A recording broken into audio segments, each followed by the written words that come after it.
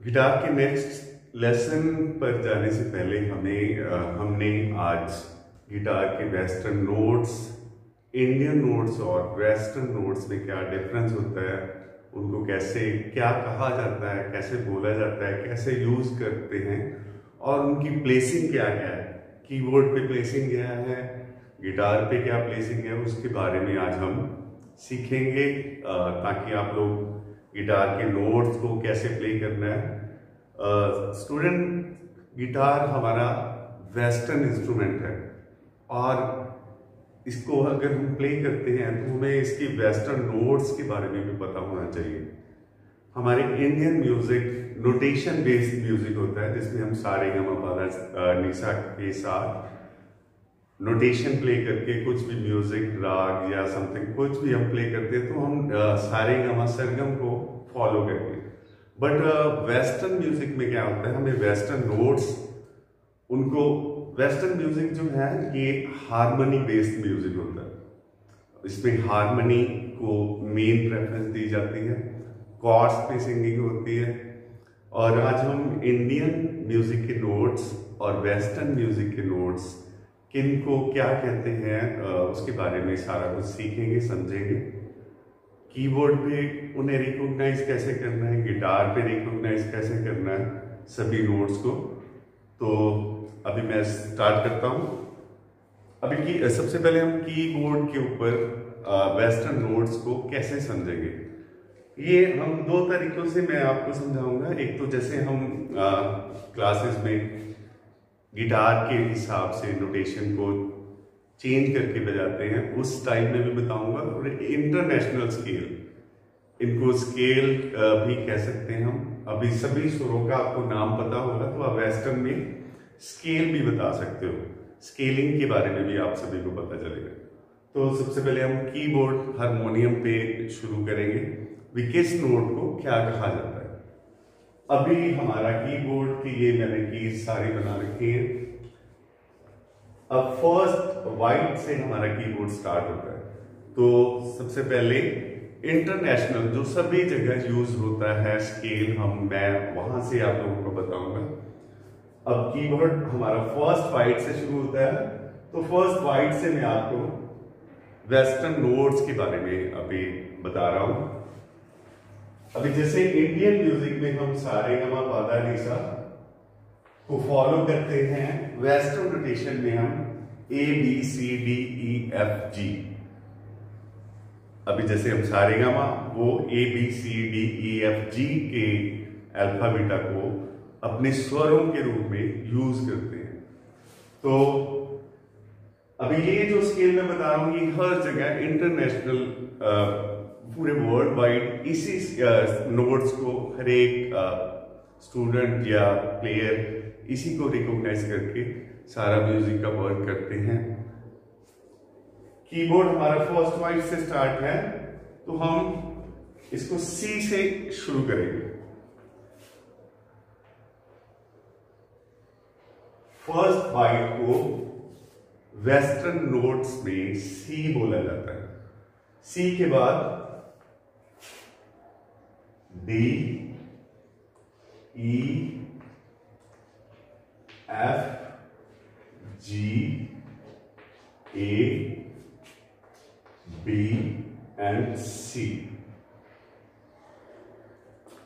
अब जैसे Indian music में हम बजाएंगे, जैसे सा रे गा मा पा धा नी सा, ये ऐसे फर्स्ट वाइट से हमारी ऐसे सरगम चलेगी।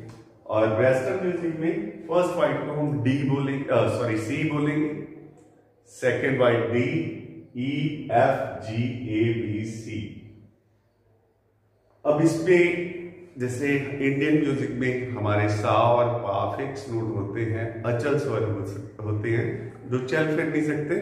वेस्टर्न नोटेशन में आप सभी ने ये याद रखना है, ई एंड बी, ये दोनों नोट्स फिक्स नोट होते हैं, अचल स्वर होते हैं। इनका शार्प और वो फ्लैट नोट्स नहीं होता है। ये आप सभी ने अपने माइंड में रखना है, दिमाग में बिठा लेना है, क्योंकि इन चीज़ों के बिना हम गिटार की नोटेशन को ये चीजें नहीं पता होंगी तो हम गिटार की नोटेशन को अच्छी तरह से नहीं समझ पाएंगे। C D E F G, अब इसको मैं इंडियन म्यूजिक में लिखूंगा तो C हमारा सा, रे, गा, मा, पा, धा, नी, सा। कोमल स्वरों को वेस्टर्न म्यूजिक में कैसे डिफाइन करते हैं, उसके लिए हम ये शार्प का साइन, हैश वाला साइन यूज करते हैं। तो अभी जैसे ये सी के बाद C sharp, D, B sharp, E हमारा फिक्स नोट है, इसका शार्प नहीं होता। उसके बाद एफ शार्प, जी शार्प,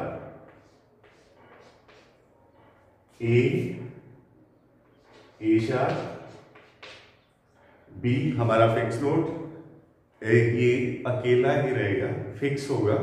जैसे हमारा सा और पा होता है वैसे ई एंड बी फिक्स होते हैं। जैसे सा और पा का कोमल और तीव्र स्वर नहीं होता, वेस्टर्न नोटेशन में E and B fix note होते हैं। बी के बाद सी, फिर सी शार्प। अभी आप लोगों ने टीवी में रियलिटी शो सिंगिंग के कंपटीशन देखे होंगे, तो सिंगर को सबसे पहले अपना स्केल बताना होता है। अगर हम फर्स्ट ब्लैक से गाते हैं तो हम उसको बोलेंगे सी शार्प, ये हमारा स्केल सी शार्प है।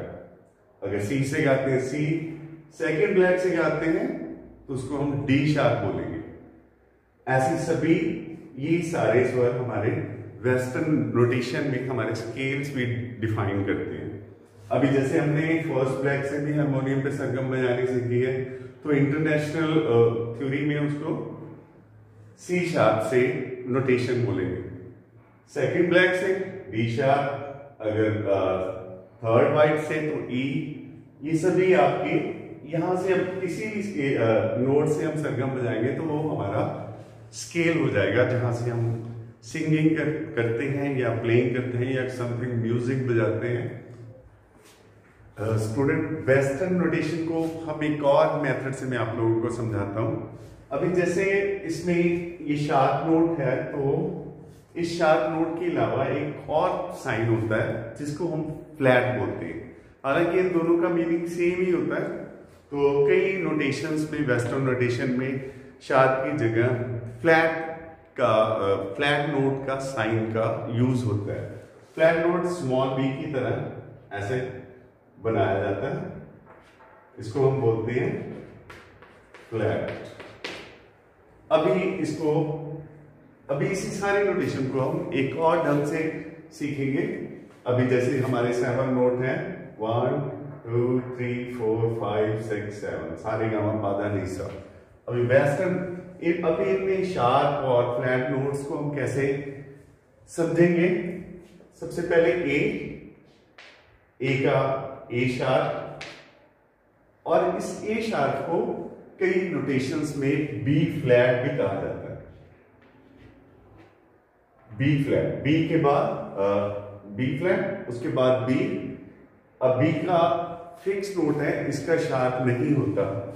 ये मैंने उस मेथड में भी आपको समझाया था। इसमें भी ई एंड बी का शार्प नहीं होता, ये आप लोगों ने नोट रखना है।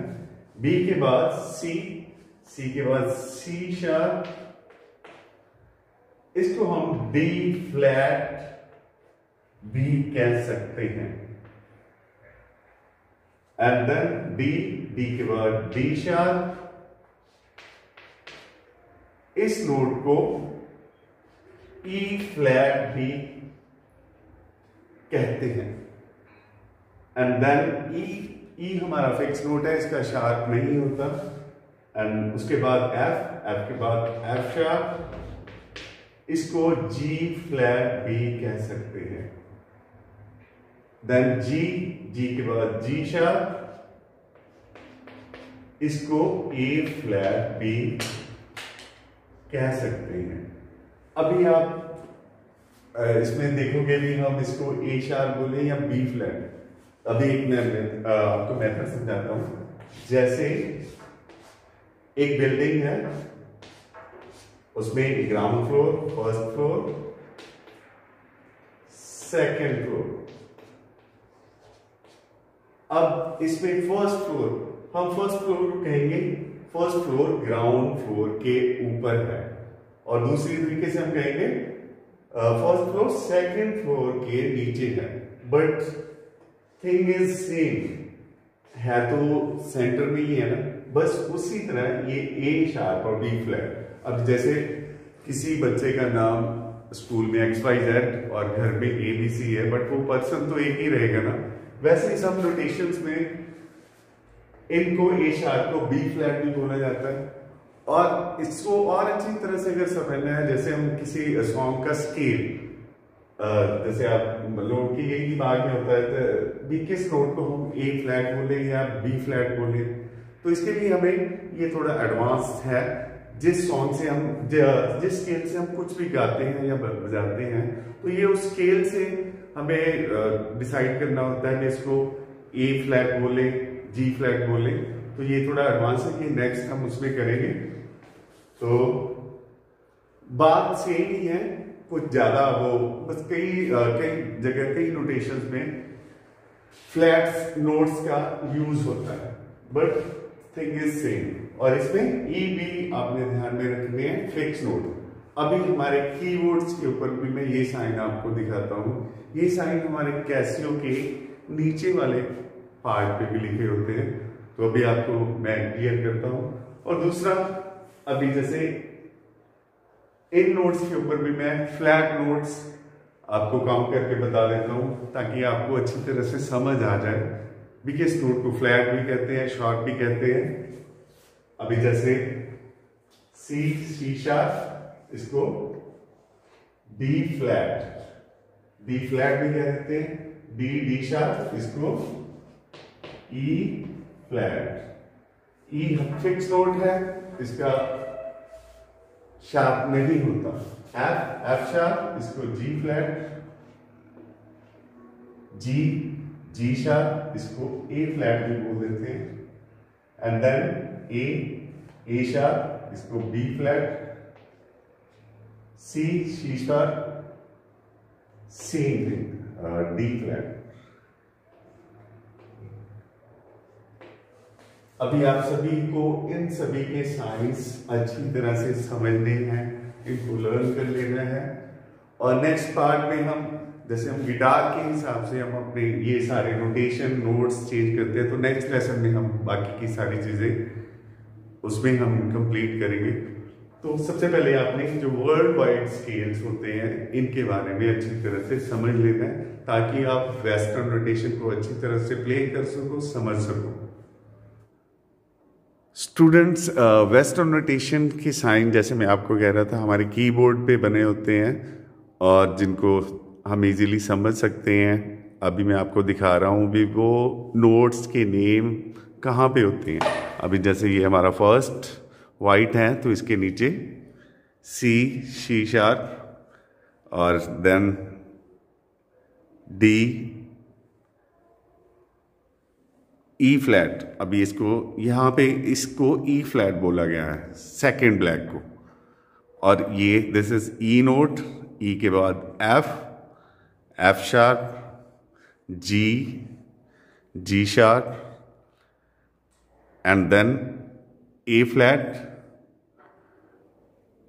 ये सारे ही आपको नोट्स जिनके पास कैसियो या कीबोर्ड है, ये अच्छे कीबोर्ड्स के नीचे ये सारे नोट्स वेस्टर्न नोटेशन, आपको ये नोट्स किसको क्या बोलते हैं वो भी आपको देखने को मिल जाएगी।